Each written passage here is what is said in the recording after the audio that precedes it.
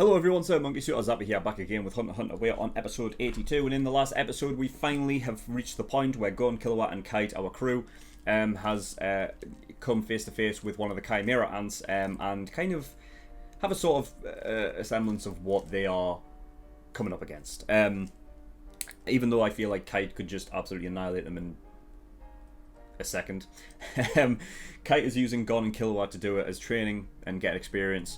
Not only because, they're going to be coming up against Chimera ants in the future, and Kite will not be able to protect them all the time, but also just in general anyway, because Kite has become their mentor. So, it's going to be interesting. We've got Killua, who's sort of not really mastered, but he's getting a lot of control over his lightning, which is fucking fantastic, and I love that. The Queen's still trying to give birth to this king, and she needs more nutritional value, and they're saying that the likes of those with Nen have like thousands more than what normal men and women do. We still haven't seen Pockle, and I don't know what the fuck's happening with him. He'll just show up one of these episodes and I'll be like, oh, there he is. But I feel like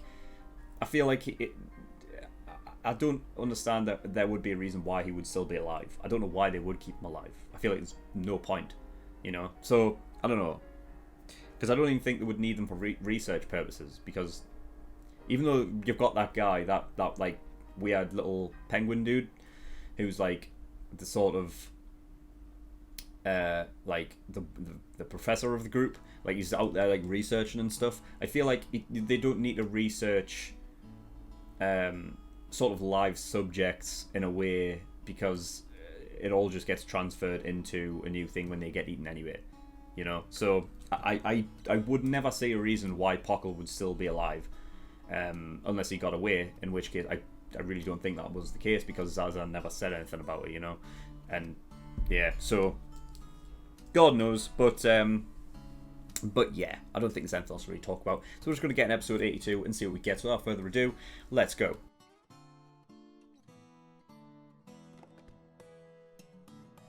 Okay, episode 82. I wasn't expecting to see Kite fight this early, but that was great. I love the fact that he uses this crazy slot thing, right? And I'm sure somebody did mention the fact that when he used it the first episode we met him, like that it's something similar to Kurapika's like condition thing, and it's a conditional power.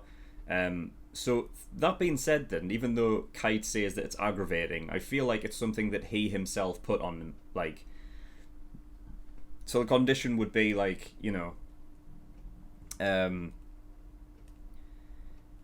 can gain access to these weapons, but it's entirely random, and I don't have a choice in the saying what I get, and I must use it at least once, right? He has to use it in order for it to be put back. So just because of the fact that it takes away the advantage of being able to use a tool for a certain situation means that there's a strength to it, right? I think that does sort of ring true. Because with Kurapika, it's the same thing. The reason why his chains are so strong is because he has the condition in place. So I feel like it's probably the same sort of thing. But yeah, so we'll go with what I said at the very beginning of the episode, where I was like, I feel like there was a translation error, or it's just as simple as like, because you can't translate English into Japanese Japanese into English like completely, vice versa. It's just not possible. So I feel like there is something that can't be translated with rock, because he does the rock paper rock thing, and the first rock is Jan, and the second rock is Ge, I think, right? So I mean, they can't be the same. You know what I mean? So there's got to be something different to it. I couldn't tell you what though, because I don't know Japanese, so I couldn't. I don't know. And yeah, so I'm surprised that no inhabitants of the NGL actually found the hideout, considering the fact that when you're looking at it, like it's a clear valley with sheer cliffs and then entrances that clearly have light coming out of them, and it's just a lighting setup, you know. So it's not exactly entirely hidden, like from a place that's not supposed to have anything processed, anything electrical, mechanical, anything like that. Yet I'd feel like it wouldn't be that hard to find. The only way I would probably say that they could get away with it would be if the country is absolutely fucking humongous, because I feel like even the inhabitants, I don't know how many inhabitants actually would live there, but just going out exploring, adventuring, you know what I mean? There's got to be people there because they live in nature that don't just stick to their village and like go out and camp and sort of just live by moving around the place, right? They would never have come across that. I don't know. Maybe it's a case of if they did come across it that they were immediately killed so that they wouldn't get the information out there this shit was going on. Because at some point during this episode I was thinking that maybe it's a case of like all of the NGL people that live there know about this and they just don't give up they just live under the guise like of, oh no, we are really all natural, because they don't want to be associated with the fact that there's a whole like drug making operation and whatnot there. So I thought that was the case, but then Kite had said that that it was only the NGL sort of elite or whatever, so like the top end, the Gyro and then all of his goons and everything like that knew about it, which is what I thought originally. It just kind of popped into my head that maybe all of the inhabitants knew about it at some point during this episode. But yeah, what Kite said sort of completely that it's not. I don't think that's the case. So yeah, I'm surprised that no one come across it, and if they did, then the only real, I don't know. Yeah, so we had. Speaking of the hideout, at the end of last episode, I was wondering whether or not Gon was, because he was leading them to where, like, you know, because of this, like, you know, he was following the scent, and I thought he was following the scent of death. But then there was a point where Kite was talking about the drugs, and that's what he could smell. So that's what he was following. Because then that made sense why they ended up at the sort of super facility place. First. But yeah, and then we had them go into the tunnel. Kite must have been using his N at all times then. I feel like, because you know, they were last episode they were confused that they can conceal their presence. Even Kite was. So I feel like after that moment, he's just been using N all the time. And the fact that it feels like it doesn't take any toll on him, at least he's not showing it anyway, just shows how fucking good he is, you know. And using it as a what is it, like a radius of 45 meters all around is fucking, it's good. Because even what was his name, Nobunaga didn't even have that, right, when he first used it. But it's a case of, like, you know, anybody that can conceal their presence once they enter there, it doesn't matter. Like the person's N picks it up, so it makes sense why I'd be using that. And yeah, then we had Yunju who came out with his two pets. One of them I thought was Gyro, but I don't feel like that is the case. That being said, it could be a thing of, like, you know, it could be a thing because Kite asked who the head was here and whatever, where he was at. It could be a case of Yunju just not knowing who the head was anyway and not really caring, you know, so that might have been Gyro. The only reason why I thought was because, like, the silhouette was similar to the backstory thing that he was having, you know, the other episode. Even though he was a kid, he was just bald, you know, and I was thinking that must be him. And we obviously didn't see what happened to him.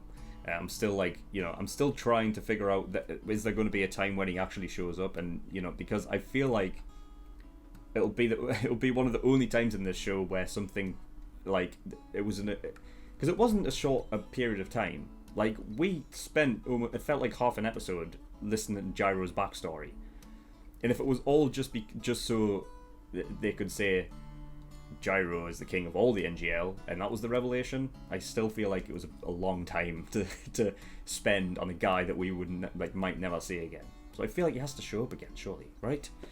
Even in fucking Ant form. Again, still could be that guy with a gun. But yeah, we had Yunju turn up with those two guys who he called his dogs, and quickly dispatched of them under his hoof. Yeah, that was gnarly. But also came out saying my turf. So yeah, it was, from that point, it was pretty clear that he just completely dejected himself from the Chimera Ant group, and was just doing his own thing. Even so, going so far as to call himself the king of it, you know. Well, that didn't last very long, did it? But yeah, so. And here's the thing as well: the other people knew. Well, it seemingly other groups know about it, because anytime they die, or in Rabo's case, like he's gotten this aura, like they are linked in like a hive mind kind of thing. So they knew that Yunju was there, and that's all he was doing. It's like they don't have any. It's like they don't have any system in place for people who, for ants that sort of, you know, don't go with their orders and completely deject from the group. Which I feel like is a bit mental. You know, I feel like there should be a thing in place. Like if they deject, like they die, kind of thing. You know. I feel like that would be something they would have in place, but apparently they don't. They don't really care. They only have this sort of. I mean, they've said it over the past few episodes. Like, they are like slightly concerned about the fact that a lot of them have this individual urge to do these certain things and go off and do their own things and being self-centered and stuff. When it feels like the whole thing's supposed to surround around the queen. That's the whole point. But, you know.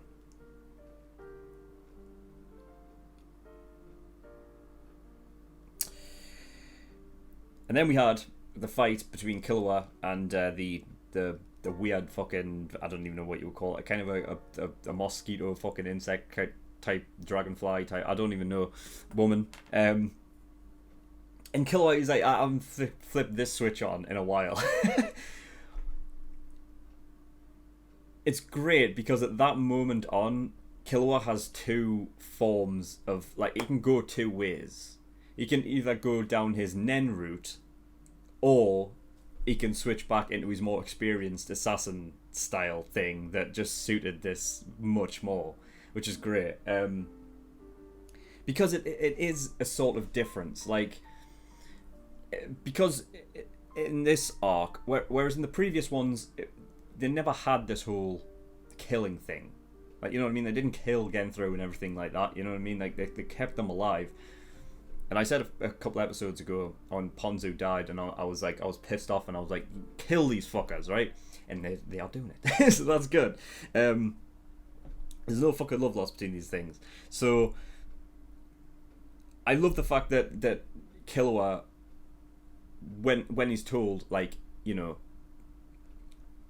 you gotta kill them, right? Don't hesitate. That he switches into his assassin's mode, where he's experienced in killing, and that's what he goes for, and not the Nen type thing, you know. And because I feel like even with the lightning that he says it's not really all that strong yet, that it would just be used as sort of like a paralyzation type technique, you know. But yeah, so I just love it. I mean, that was crazy. What was it, like Snake Awaken or something like that? And that's what he was doing. It was crazy. It's great because he went into his focus mode. You always gotta love it, you know, because you know shit's gonna go down when their eyes like sort of like dim and become that sort of like very faded type thing. And I saw it happen. I was like, oh shit, you know, it's fucking great. I mean, that woman didn't have anything inside. It was an exoskeleton like in her arms, and you could just see right through it. See, that's crazy. Yeah, and then he got poisoned. But he didn't, because he was immune. And I remember that because he had that whole thing with the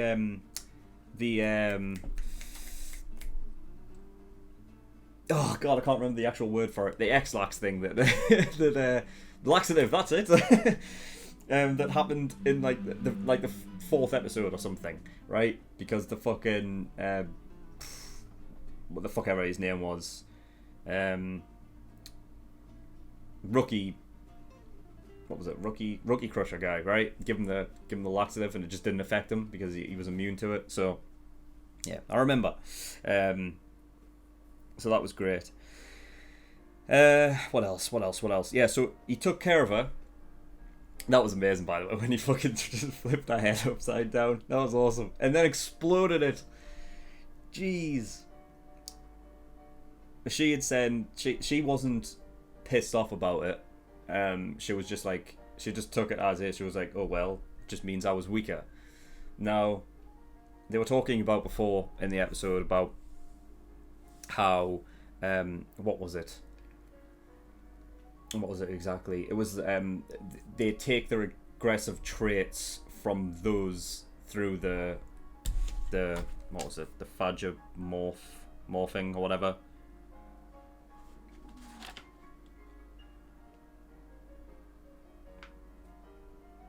I can't remember, but yeah. So the traits do carry across, which is something that we knew, like mentality wise, it kind of does. With Cold, it was like sort of like that earnest and protective, like nature that he has, which transferred into him, and that's the reason why he is the way that he is.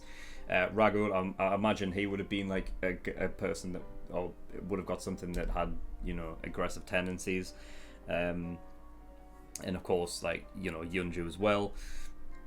That so talking about that, basically when this fucking female was talking about means I was weaker, that's got to be taken from, of course, one of the NGL inhabitants who have that sort of mentality of like if you die, then no use crying about it because you were just not strong enough, and you've got like just take it as it is and not be pissed about it.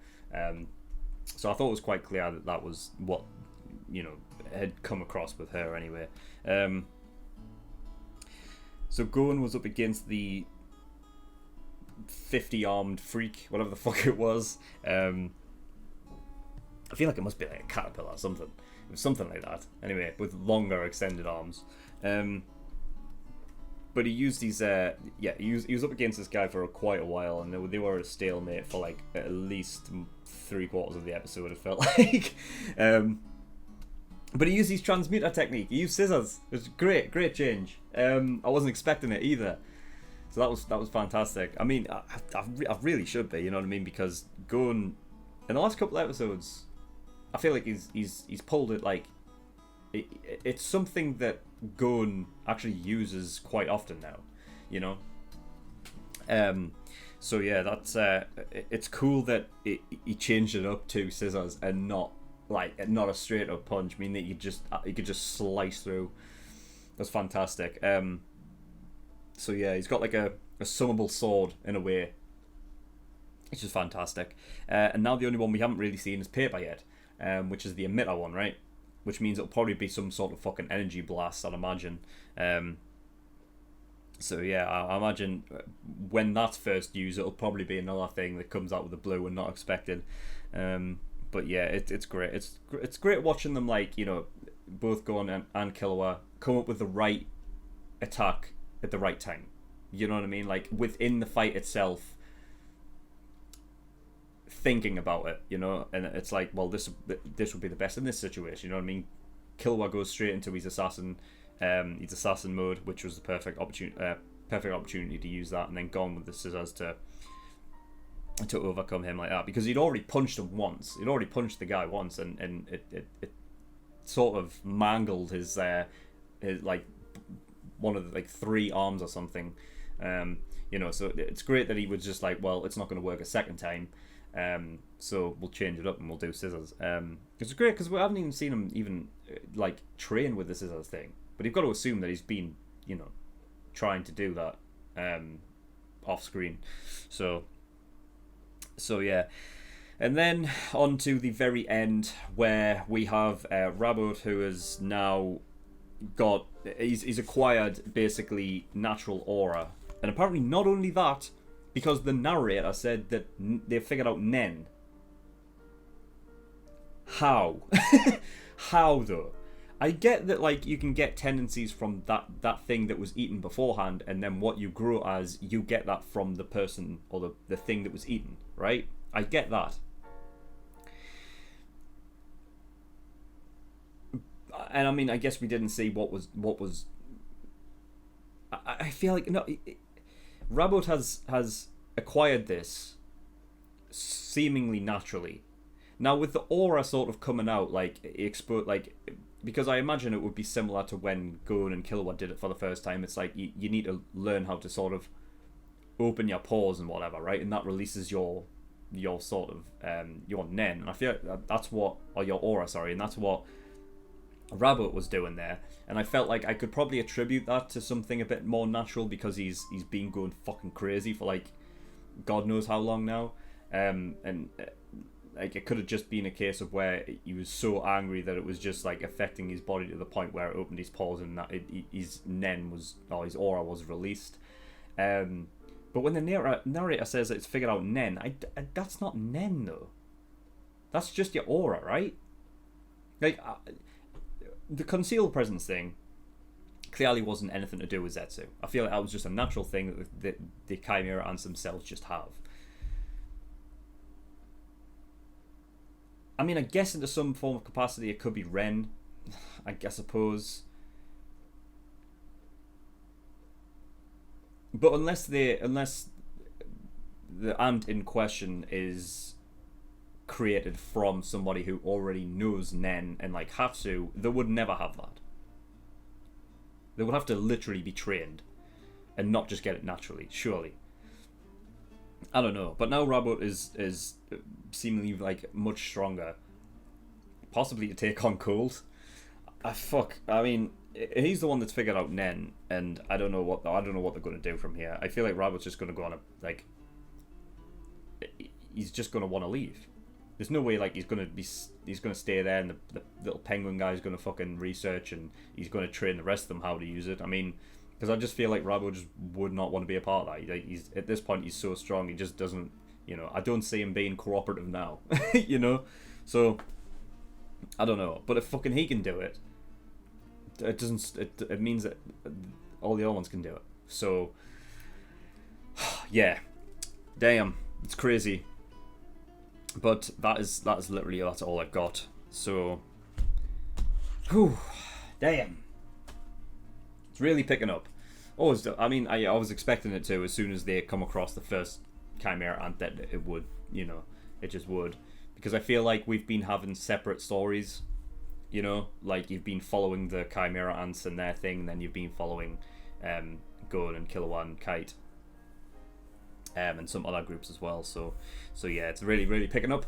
But yeah, that is all I've got. So thank you for watching. In the description below, I've linked to certain things. One of them is the Discord, so you can get yourself over there. And I also have a Patreon page as well, so if you do want to support me on Patreon, that'd be very much appreciated. There are, of course, a bunch of different tiers and rewards there. You've got $5 a month for early access. That gives you shows a week early, and you get access to 4 episodes of Hunter x Hunter every week, as opposed to the usual 2 that the general public get. You get 2 on Monday and 2 on Friday. So by the time this episode comes out for the general public, you'll probably have access to like all of the rest of my reactions to this show.